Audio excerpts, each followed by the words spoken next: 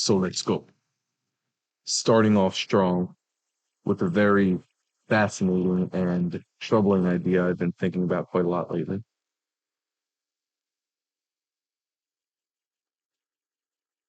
The idea of the gray man.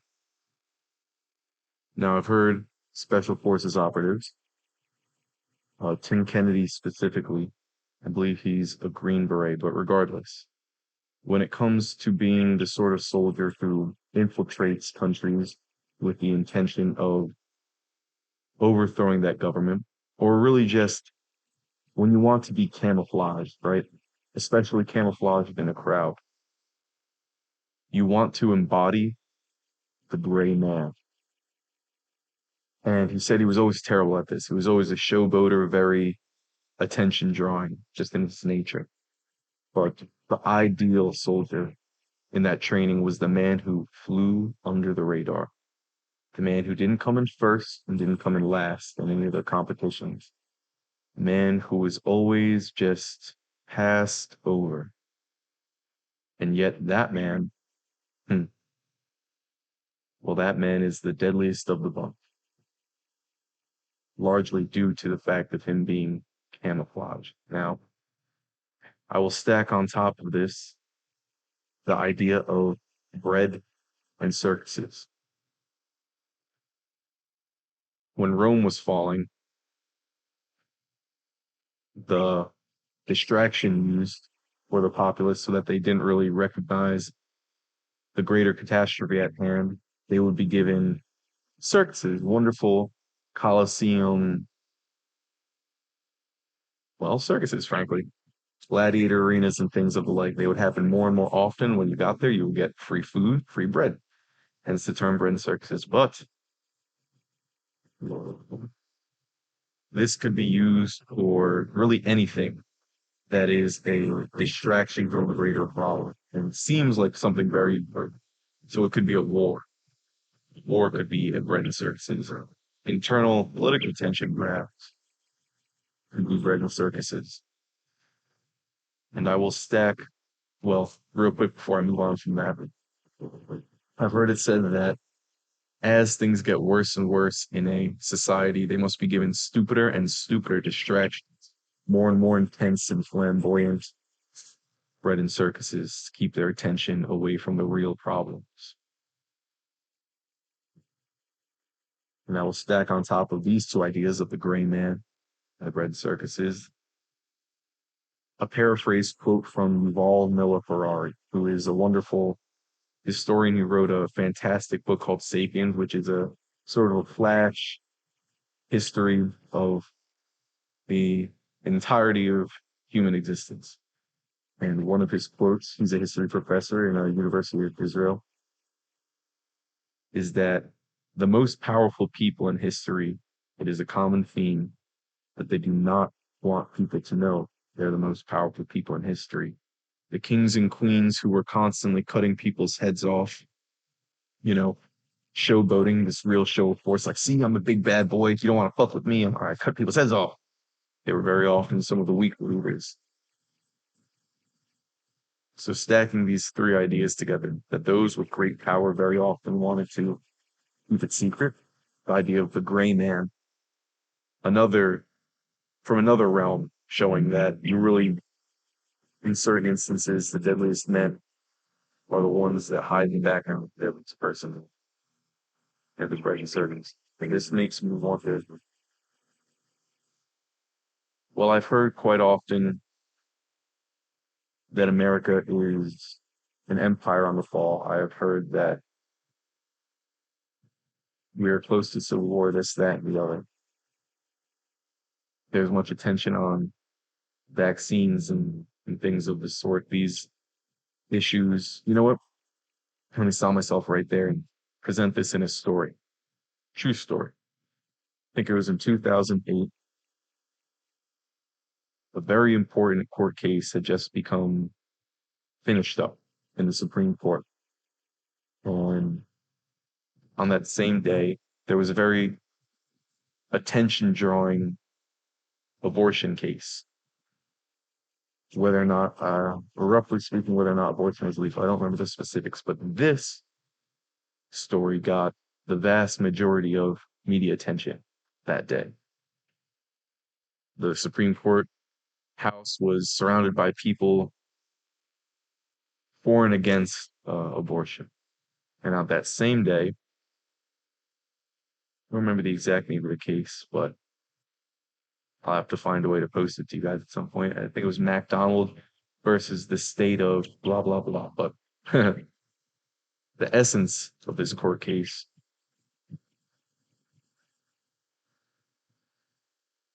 was a very high rolling person in the tobacco company wanted to push forward a pill that was some super pill, right? But he did not want anybody from outside of his company or anybody outside of relationships with his company to test this pill. And I think it's fair to say he and his company are biased towards wanting these tests to have good results. And he really buddied up with the senator, some high rolling politician in his area. And he would take this person out to great big parties that he would pay for. He would have this politician's wife picked up with Ferrari. He would give them very expensive gifts, but not straight up money. And so this politician okayed it in his area to let this pill become legalized without being checked from companies that were not directly involved with his tobacco company. And some might say that is bribery. And that court case, if I remember correctly, was ruled as, this is bribery, this is not legal from a smaller level court. And then that case was jumped up to the level of National Supreme Court. And there it was found that there was nothing wrong with the practices at hand here. The reasoning being that, well, I mean, come on. Then no one can support a campaign, right? Then the everyday person, everyday person. Well, then if we make this illegal, we take away that person's ability to support a campaign and donate towards a campaign. That was the reason behind it. And so the guy was found not guilty of bribery. And it was okay. His bill was rolled out. And this happened. This court case was finalized on the same day as that abortion case. And I wonder which one is more important.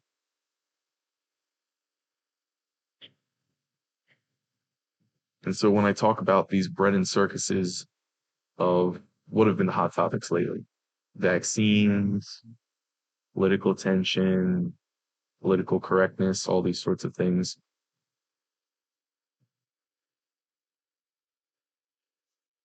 I wonder if they're the biggest issue. There's a common theme in politics that people don't get along, that Democrats and Republicans don't agree on anything getting passed. But interestingly enough, during Trump's presidency, both a majority of Democrats and the majority of Republicans both agreed on one bill getting passed, more than just one bill, but this is an important bill. They added between 30 and 60 billion dollars to the defense budget, to military spending. And now I heard the argument made, which was very interesting. Why, if you think Trump is this despicable, horrible person, as many Democrats had said at the time, would you increase the power of the military, which, by the way, is, oh yeah, already funded more than many times more funded than any other military on earth? Why would you increase that funding under this president who you say is an untrustworthy, unfit president?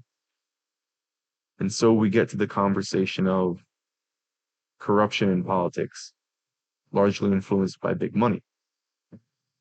And okay, this is clearly, to me anyway, a problem. but not just to me. I was at I think, Christmas, some dinner party with family. So my uncle's very Republican, my mom very Democrat. So there was a tension building in the conversation, and it was getting quite heated to a point of straight up argument, no longer a conversation. And so they were talking about corruption in each other's parties, something to that effect. And I brought up this story of the goddamn, I have to find the name, the specific name of that case. I'll post it um, when I post this podcast. And I brought up that story and I highlighted that, well, quite clearly there is a lot of corruption on both sides. And I think it is a distraction to point fingers at one side or the other. No, no, no. It is in both parties. And they both seem to agree with this. And I thought, man, that's so fascinating that both of them agree that a bigger problem, if I remember correctly, a bigger problem is corruption in politics, period. Not necessarily one part or the other, but corruption in politics, period. And so I thought, now I'm getting really at the edge of my knowledge of what I'm about to say, but food for thought. Let's say the political tension is bred in circuses. Let's say it's a distraction. Shout out for big money corruption, military industrial complex, prison industrial complex, etc., etc.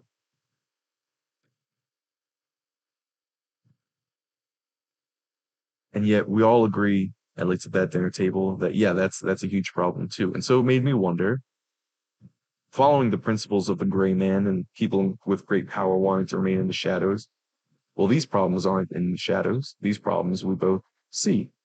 So then my very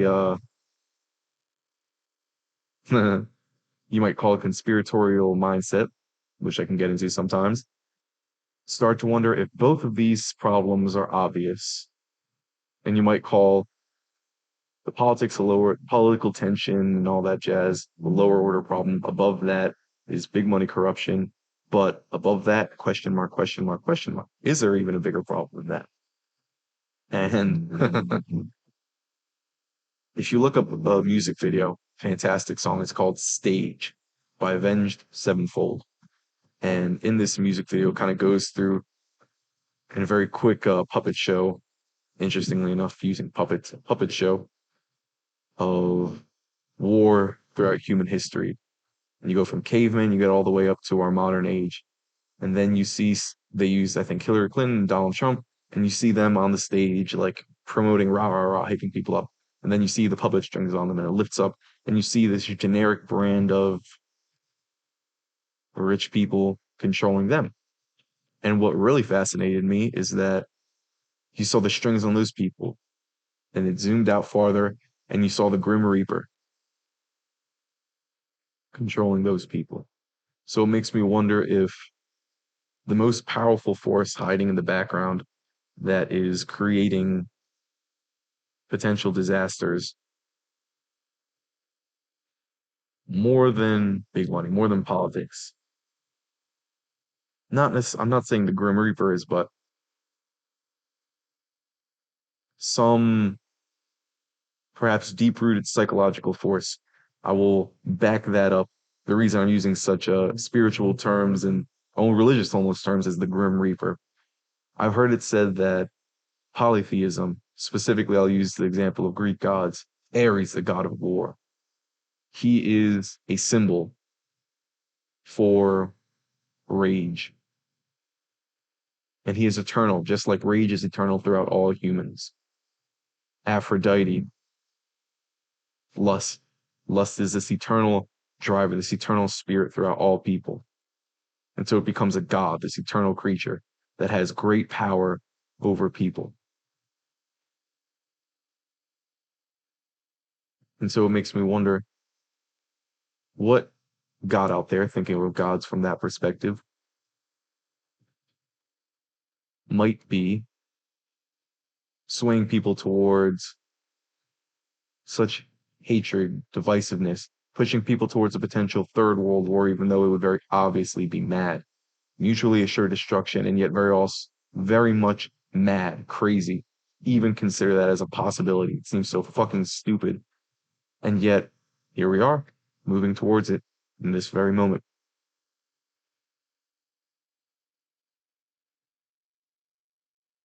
Insanity. And this brings me to the Joker, right?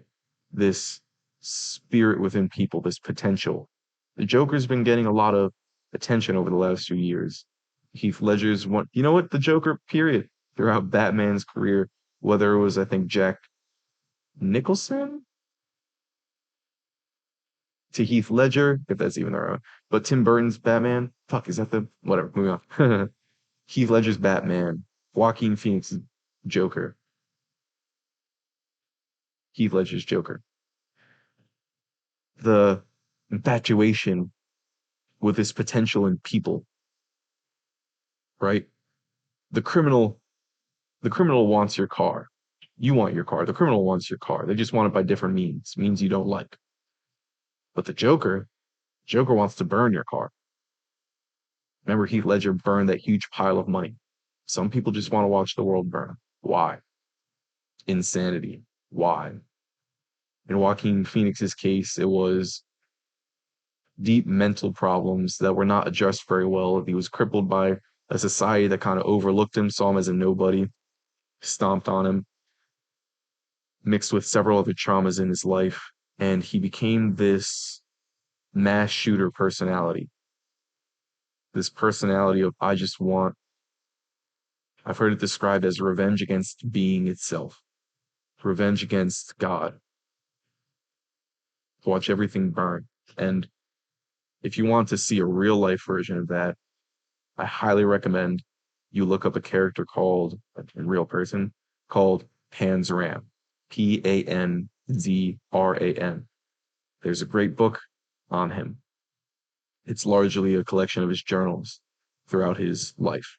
This is one of those books that I have had to put down and not pick back up for several months because it haunts me when I read it. It makes me sick to my stomach. It colors my view of reality in such a possessively dark way that I don't even want to look at it for a while.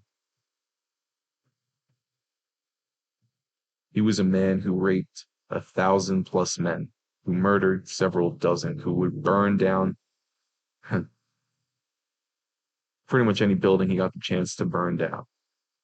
He tried to start a world war between countries.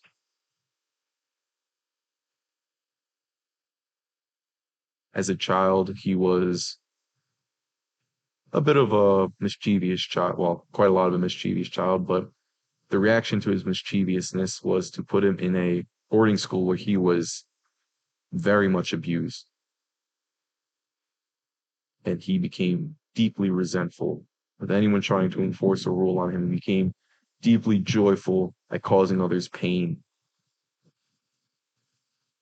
And it's so fascinating that a character like that, not a character, kind of turn him into something comical and not real, but he is real. A person like that would even want to keep living, right? Why don't mass shooters just kill themselves? Kill themselves. Why do they shoot a bunch of? It's very interesting because they pick the most innocent of people, right? Little kids in a school. It's this huge middle finger to what most people hold sacred and valuable. And to tie that together to what seems to me, I could be wrong, but what seems to me to be an insanity pulling people towards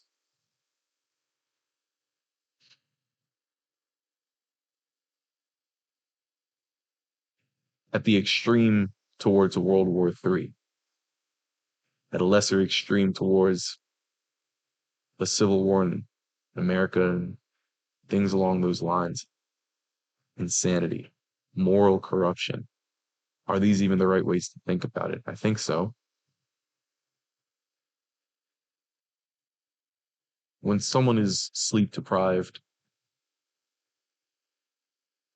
I've heard it said by people who study performance psychology and neurology that your decision making goes to jack shit. Like, don't really trust any important decisions, any thoughts you have on important decisions when you're very tired. It's a good chance that they're going to be dog shit ideas.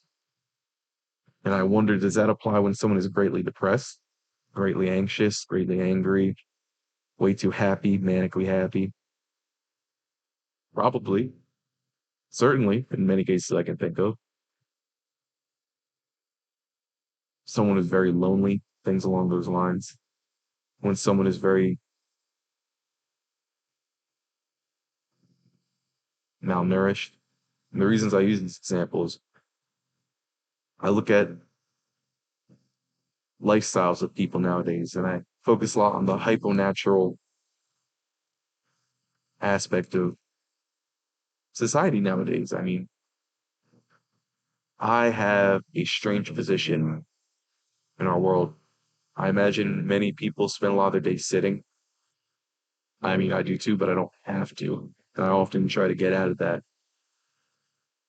Spend a lot of their time by themselves in a car, perhaps don't have very deep relationships with a lot of people, spend a lot of their time on screens, not getting sun, not eating very well. And it makes me wonder how much does this, when you expand it out and when you look at the most powerful people, if they're living some degree of this sort of lifestyle, how much does that impair your moral decision making? How much does that impair what you care about when you are detached from a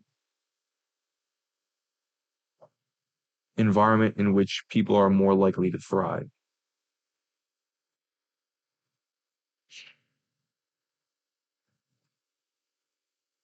Hmm. And this brings me to a very interesting next point. To find God again.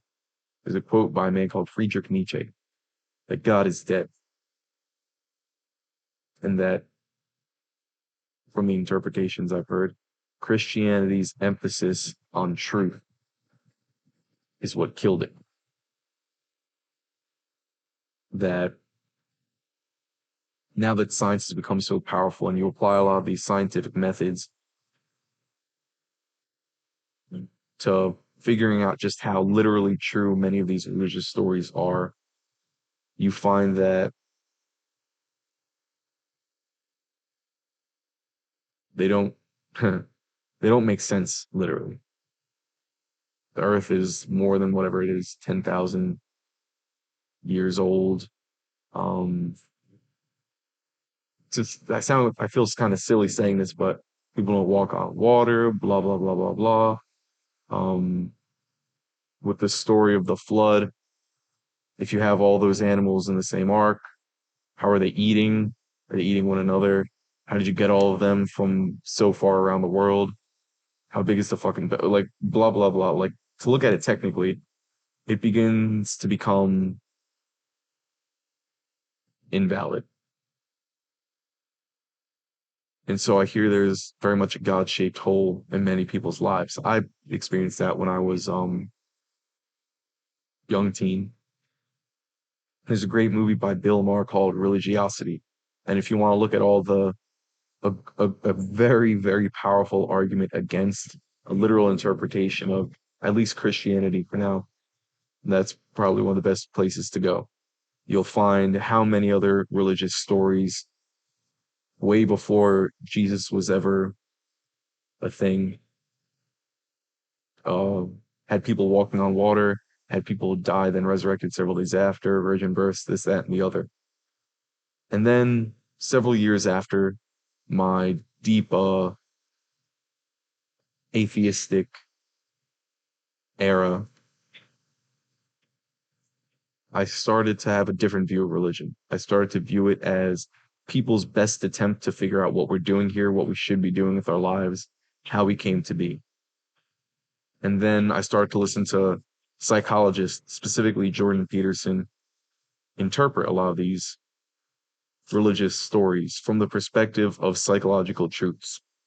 And he has great lectures on it. I highly recommend you listen to them if you're interested in that sort of thing. And then these stories start to take on a symbolic sort of truth that really is practical, very useful. Um, For example, the idea of Jesus dying for our sins. If you view a sin, as it was told to me in these lectures, the original definition of sin is to miss the mark in archery. When you miss the bullseye, you've sinned. Very interesting. So there is a mark. There is something that is the equivalent to a bullseye in life. And if you don't get it, you understand that it exists by having deep regrets, powerful regrets. You've sinned then. And when you think of Jesus dying from sins, so he had these perhaps beliefs in which, well, he believed them, but he missed the mark. And because he missed the mark, you could, one way to interpret the story of Jesus is that he ended up dying on the cross because he and the people he surrounded himself with sinned too much. They valued the wrong thing too much, which resulted in him dying. But because he maintained faith that God is good, that life can be better, things along those lines, to trust God, he came back several days later. And when you look at that from a psychological perspective, we have many deaths and rebirths in our life. There are many beliefs we have that are causing us pain at the moment. There are things we love and we're holding on to that we should really be letting go of because they're causing great deals of suffering and regret. And these are sins. And when we let them go, that part of us dies in a sense. And if you do that, and perhaps if you maintain a faith that, okay, I can let this go, but life can still be good. Have faith in life that it can still be good afterwards, and you move forward with that belief and you find out the way to make it better. Well, now you've died and been reborn in a sense. That's one way I look at it, much like the phoenix, right? So anyway, I got off on a tangent for a second. Circling back to this God-shaped hole.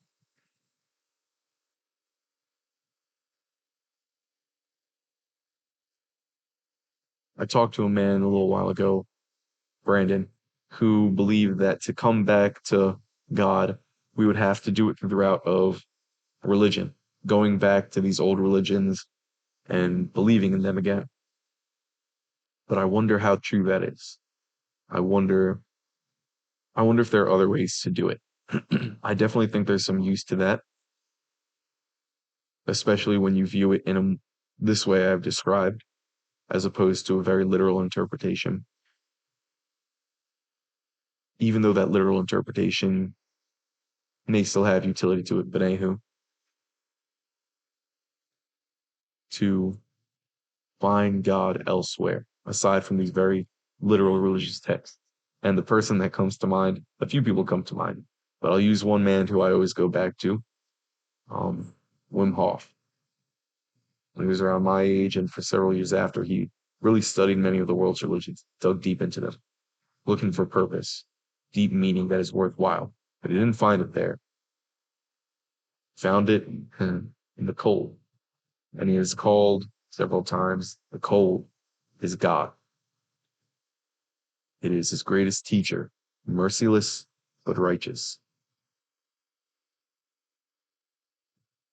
and is within the cold, exposing himself. And I'm not saying everyone will find God in the cold. I'll get to my point in a second. That in exposing himself to this cold, he felt way better. It got him through some of the toughest times in his life. It helped heal him. He said nature healed him from the greatest tragedy in his life, which was his wife committing suicide. Nature healed him. Nature healed. Nature healed him. A man by the name of Musashi, Miyamoto Musashi, a legendary swordsman from Japan. It's a wonderful book called Musashi, which is a historical fiction retelling of his life. It's a wonderful book. It's extremely long, but if you ever decide to tap into it, you will burn through it in like no time flat. I guarantee you it's a fucking incredible book. For Musashi, God seemed to exist in the sword. It was this deep internal calling, intuitive calling he had. The first time he grabbed a very well-made sword, he kind of wouldn't let it go. He was moving it for somebody else, helping them hide it from an attic, right? And he's passing it down from the attic, and he grabbed it, and boom, it hit him deep in the soul. And the person tried to grab it from it, and like his grip was incredibly tight. And he said in the most meek of, humble of voices, knowing he did nothing to deserve this sword, like, may I please have this? And the person could see in him just how deeply it was important to him, and they let him have it. And I would say Musashi found God through the sword. There were times in his life where he had a love, this woman Otsu, and sometimes he wondered whether he should go and live with her, because for many years he traveled by himself, extremely lonely at times on the road, mastering the way of the sword, the way of the samurai. And he would think sometimes, man, he could just get a good job as a samurai, not crazy famous, not crazy money, but a good, he could live off of it. And he could live with this woman. They could be happy.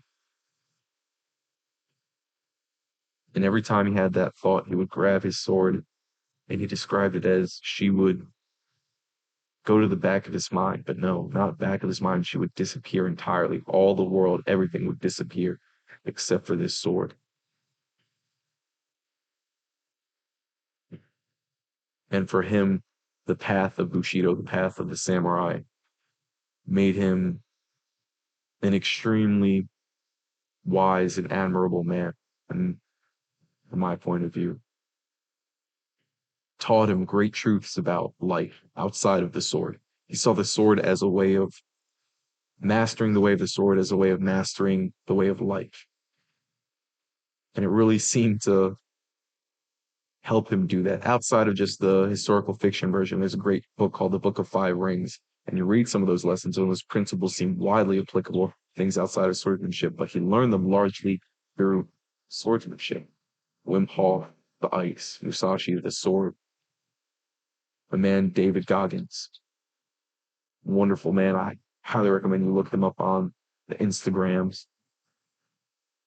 His life was jack shit, right? He had an extremely traumatizing childhood, and he coped with it for a long time by quitting anything hard he did. He'd never want to suffer very much. He would eat extreme amounts of food. He was very obese. He had a job that drained the soul from him. He fucking hated it. In a relationship that wasn't that great. He didn't really respect himself, and he's just like, fuck, is this my fucking life? And one day he sees on the TV this ad for Navy SEALs, Hell Week. If you don't know what Hell Week is, look at the fuck up. It's wonderful. And he saw these men suffering greatly as a team, as a brotherhood, as a unit, overcoming, sticking with it, hammering themselves into these well-honed, well-formed swords. And it called to him, this thing, this intuitive calling. And this right before then, he was crying on his mom's couch in her arms, which is kind of a funny picture. It's also sad, but kind of funny to imagine like that 6'2" ish guy, like 300 some pounds, very bulky, and just whimpering. Lost, lost. Very interesting term. Lost. Missing the bullseye, perhaps, sinning. Lost, implying that there is a path in which you could be found. I'm lost. Everyone knows what that means when someone says that. I don't know what to do with my life. I don't know who I am. I'm lost. So he engaged in this world, and he did an entire 180. He became a great champion of conscious, conscious suffering, willing, going into suffering, not forced to, of your own choice, of your own accord, going into the deepest levels of suffering imaginable. And from that, he's now described as, from the people that know him, one of the happiest people they know. And he made mistakes along this line. Just because we started following this path doesn't mean he was immediately perfect. The same with Wim Hof and Musashi. But through great suffering, as he describes it, for him, it seemed that great suffering was what healed him, going into it of his own accord, almost as if I can get through this and I make myself hurt more than anyone else did, and I keep going, these new chambers in my mind start breaking open. No one can hurt me now. I'm sort of indestructible.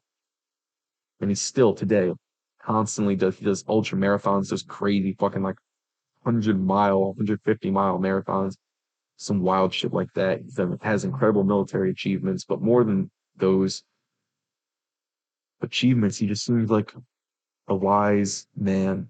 Wise. Wise seems to be different from intelligent. Wise does not seem to be connected to high IQ, fascinatingly enough. Winnie the Pooh seems wise, but he does not seem smart. Like being in touch with the worthwhile, knowing and doing what is worthwhile. And all three of these men seem to have found God outside of religion, even though they've all studied religion at some point. And they're like, Wim Hof, like I said, he studied it greatly. David Goggins considers he is Christian. He really believes in that. And he says religion has been an important part, a very important part of improving his life. Musashi, perhaps Buddhist? I don't quite remember, but I do remember he was locked in solitary confinement after committing some very heinous crimes when he was young and kind of lost, you might say. And this monk sort of gave him a jump start to be back on the path, the worthwhile path. He gave him many books to read up on from wise men in religion. So it seems that for these men, religion, as most people know it, these texts were important tools, but they weren't the main thing. What it seemed to me that what really got them in touch with God was fascinatingly something very individual for each of them. And it didn't necessarily require religion, at least from what I can tell. And it makes me wonder for nowadays to rediscover God en masse, to rediscover the worthwhile and have the worthwhile reign as what is the most powerful, the most influential in our lives and what people want to do with their lives, what people are in a sense.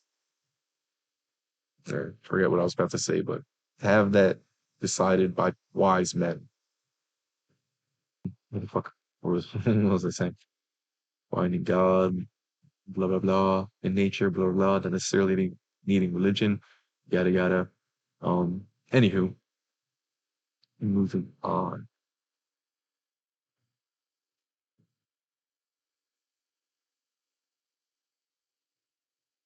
Being yourself. Hmm. Again, this is me spitballing ideas, not necessarily stating these things as fact, but let's say a kid wants to make great change in the world. I feel like there are stereotypical paths many people would guide them towards, right? If you want to make big change, go be a powerful person. Go make a stereotypically powerful person. Go be very rich or go become a high level general or a high level politician. But I really wonder if the best way for each of us to make the best sort of change in this world that we can isn't to necessarily aim at what is obviously powerful, but rather do what seems to be to us the best thing, the most worthwhile thing you can do with your life, things that makes you the genuinely happiest. And my thoughts behind this are there's a great TED talk. I think it's called like the Lollipop Talk, and a separate one called The Art of Being Yourself. With the Lollipop Talk, a man describes how he had an encounter with these two people who were waiting in line for something, and he gave one of them a lollipop, and told him to give it to this nice young lady behind him and, spark up a conversation with her. And he kind of just walked away and kept doing his own thing. And they saw him later and they said, oh my God, that moment, that quick little catalyst you created that probably never would have happened if you weren't there with that single lollipop. We married each other. We had kids together. And he did not even remember doing it, which I think is one of the funniest things. And he looked like a man, he seemed like he felt like a man who was really being his best self, which is a very vague term, but an important term all the same. And in this art of being yourself, this woman lays out how the best thing you can do with your life is find out and then be who you are as authentically as you can. And it really makes me wonder if the most positively influential people throughout all of human history have ever even made it to the history books. You know, if someone, because my God, when you interact with someone who seems to be not lost, right? Who seems to be on their path, and you interact with them, you feel it from them, right? We all know the person who can walk into a room and drain the energy just in a snap. I think we also know the person who can walk into a room and you feel better because they're around. They seem to be doing the right thing with their life. And it's it's very fascinating. It seems like we have a sense that can detect that when you speak with someone, when you interact with them, a sense that can feel that this person is they're doing it right. And I think if everyone aimed at doing that, like really, really aimed at doing that, you could have a split second interaction with someone you never meet again and you never remember. But then that ripples out. And maybe now they become married and they remember you. They have kids and they instill that great lesson you taught them of that split second interaction while someone is being their best self in a way. And maybe that person becomes a teacher who then ends up teaching a future president, and that future president has a moral grounding in this chain of people who are on the path.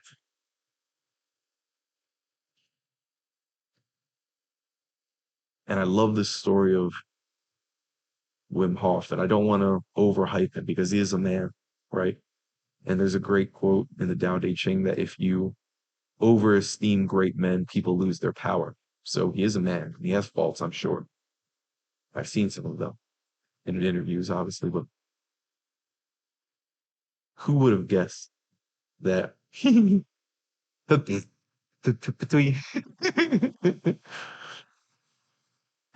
just me, Mumsy. Hiya patoy. Yeah. Who would have guessed this goofy looking man who's doing strange yoga in the park at weird hours in the cold? Like, oh, look at that weird motherfucker. Who would have guessed he would have influenced millions of people and helped them be happy, genuinely happy, not happy in an addicted sense, and help put them on a morally straight path? And he never aspired to do that when he was being a single father, you know, raising his kids with very little money and influence in the world. And I'm not saying, again, to maybe for you, the best path is just, I don't even want to say just, maybe for you, the best path is being a blue collar worker, being a plumber or an electrician. But man, what Brandon, man, I interviewed the other day, said really hit me. His grandfather, right? Who just kind of worked your backbone of America sort of job. And he just seemed like a good man. And if good men can become then great men or great men good, I very much look forward to our future. If God forbid Pan's Rams become the rulers,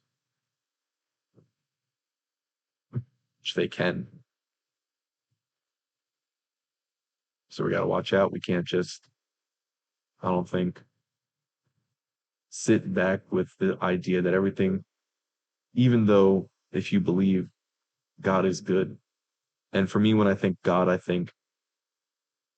I define God as everything, like literally everything, because that is the all powerful, that is the all present, the all knowing.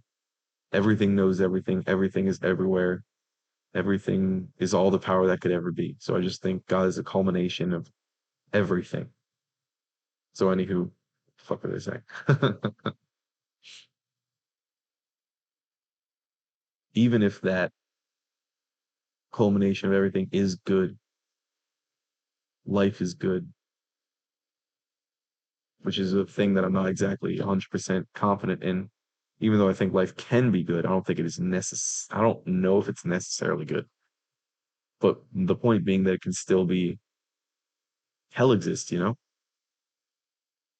You got to watch the fuck out for it. But anyway, moving on to the next topic, which is sort of an extension of this, is it's been very eye-opening to me to start to scratch beneath the surface of these hot topics, um, like vaccines and political things and this, that, and the other, because I'm beginning to realize, especially as I go around the country and talk with people from all walks of life.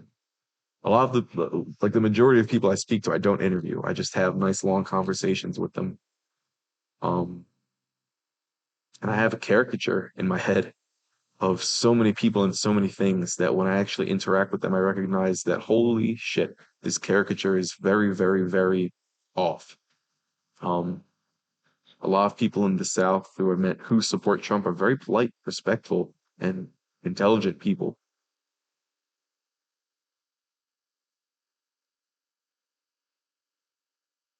Um, and I recognize when I start to investigate these issues, I have biases, like strong biases towards, for example, I think I've grown up hearing a lot the story of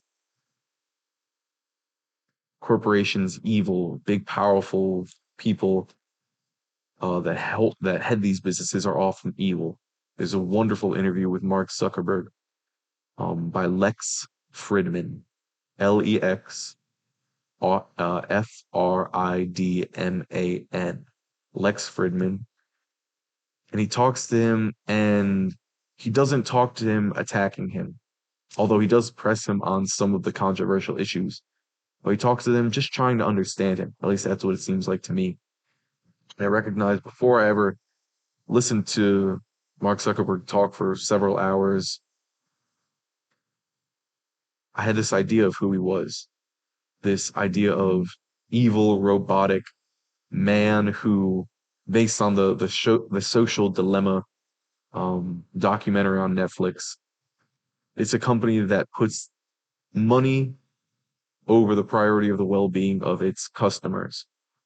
And when I listen to this interview, I recognize, oh, there's another side to this story. And to a degree, maybe the social dilemma has it right, but don't only listen to that side of the story. Because the arguments Mark Zuckerberg made against many of the social dilemma points were powerful. They were not weak arguments. And I recommend you watch the video if you want to hear what I mean more in depth. But man, he seemed like a father who does really care about his kids, the future, who being a father now much more in touch with maybe even the importance of humans and is trying, at least from what I saw, to make Facebook an engine for good. Facebook, Instagram. And yes, money does seem to be important to those companies, but he made some strong arguments for that not being the main driver of Facebook, and that simply it's a fucking difficult thing to create these engines and not have them be abused. And when it comes to censoring free speech to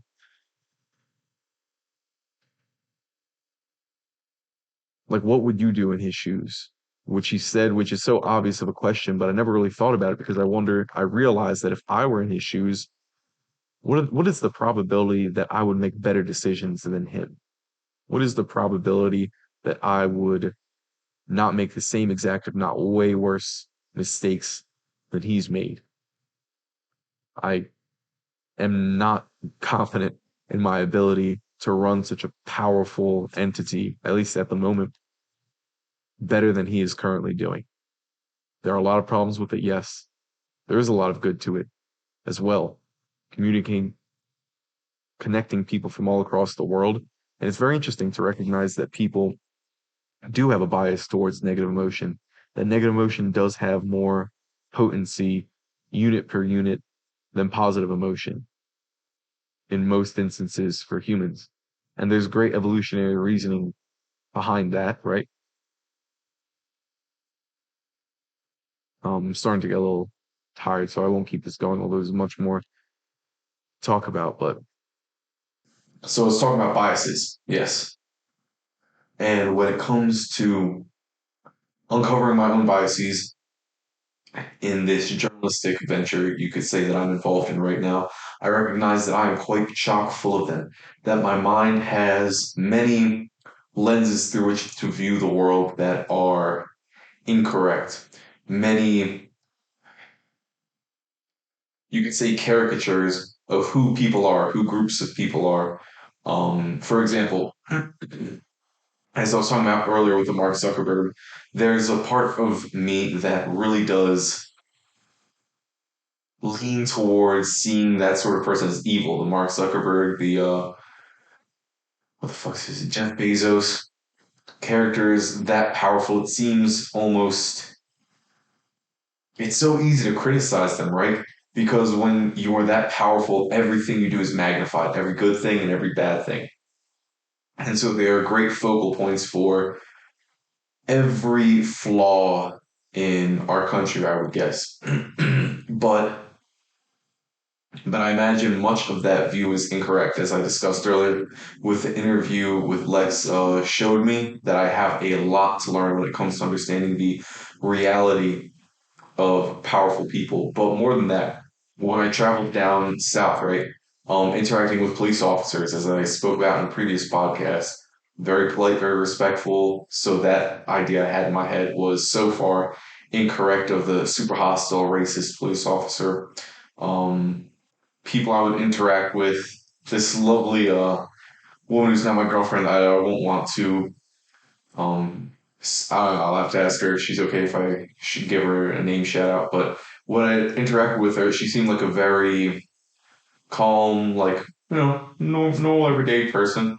Um, I put a lens over her of almost, she's laughing at this, a vanilla sort of person, but I was so far from the truth. There are so many layers of uniqueness to her that I wouldn't have guessed simply from the split second interaction we first had. And it really makes me wonder as I look around at just the many citizens who inhabit this country. Who are they really? Because the view I have of, for example, Trump supporters has largely been incorrect. So far, many of them have been quite intelligent and respectful towards me. So there is so much I have to learn. And when it comes to trying to realize the truth, I recognize now that much of my identity when it comes to gathering information on certain topics um, circles around wanting the people I like to be right, which is, I recognize now more and more, a horrible way to go about trying to uncover the truth. And I have to really accept as I dive into finding out the truth, it may really end up putting the people who I trusted before in a worse light. Um, and to simply accept that they're human and they're going to be wrong from time to time, and maybe much more often than I would like to currently admit, but it seems so much more freeing to begin to identify myself more, which I still have a long way to go, and I constantly have to remind myself to do the following to identify myself with truth, as opposed to what I said earlier, wanting people to be right, whom I like, truth, and to really be willing to embrace the scientific model of I will have an idea or something I think is right, suspect is right, and then begin to do my very best to crush it with every tool I can bring up, as long as it's an honest tool, trying to dismantle my own arguments, and then what remains is much more likely to be true, I imagine. And quick little side point to keep in mind: just because someone wins an argument, or just because you can't beat an argument, and just because something logically, through connecting the words in one's head in such a way so as to make a point seemingly irrefutable, doesn't necessarily mean it's true. Just because you can't logically destroy a point doesn't mean it's right, which is a weird thing to wrap one's head around. So in my own life, just get better at testing these ideas, to get better at trying to bomb proof them. And to keep in mind also that, as I heard Jonathan Haidt describe, in the university realm, people, scientists, they're humans, right? They want their ideas to be right a lot of the time, despite much of the scientific training that you may um, put into the way you study. You still, there's a part of you that oftentimes wants to be right. And so you're biased. And so that creates a sort of conflict of interest. So, yes, I aim to be finding the truth out, but frankly, there are parts of me that may unconsciously blind me towards certain opposing arguments, or just stop me from really digging into an opposition as much as I should, or that could lead me to. Here's a funny thing: when I'm trying to use search engines to find opposing arguments and things I believe, I have to really watch the way I type in a question, as opposed to saying, why is X wrong? Have a much more neutral question, and to really blank slate one's mind when approaching these issues. But sorry, getting back to the Jonathan Haidt thing, he described, and I know I'm talking really fast, I'm drinking some of the bang, and it's doing its job. Um, but he said that's why you need to have people in the scientific realm that have a dialogue who strongly oppose one another. Because as much as you're going to try to crush your own arguments, you're probably not going to do as good a job as somebody who really loves and wants to be true, the opposite of what you believe. You see what I'm saying? So then the two of you need to have a dialogue, and not necessarily a debate, because I find oftentimes in debates, people try to win as opposed to arrive at the truth, which has its own place in being useful for discovering the truth. But more often than not, I would prefer to simply have a open discussion between people who strongly disagree and have very strong arguments on both sides. You know what? Perhaps that shouldn't simply be true for the realm of scientists. I really wonder what society would be like, and this is, of course, a thought experiment, because I don't really know of a place where this has been acted out, but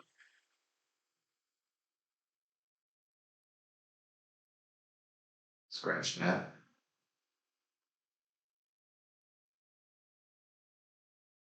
Really wonder what our society would be like. Our world, our society is such a big, uh, out there word. Think much more about just your life, your community. Like, I wonder what your life would be like, what my life would be like, if the people in my circle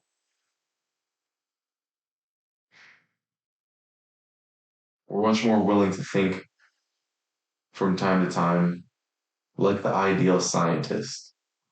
And that's not always the best way to think, but oftentimes it is very, very useful. And to not always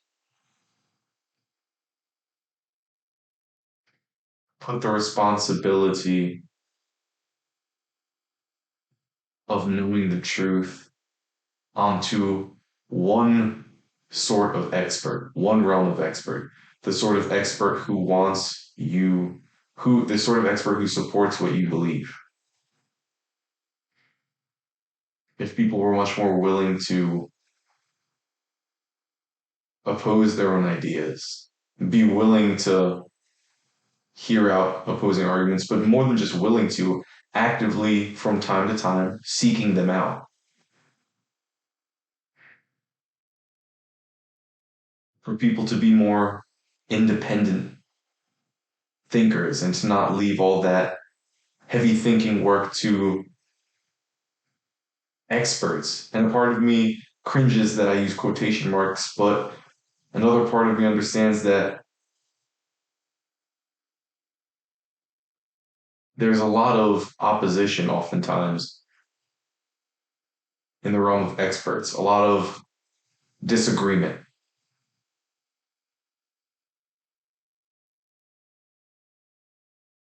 I wonder what our lives would be like if people were willing to take just a little bit more time to oppose their own beliefs, to look, and maybe even just by dipping a toe in,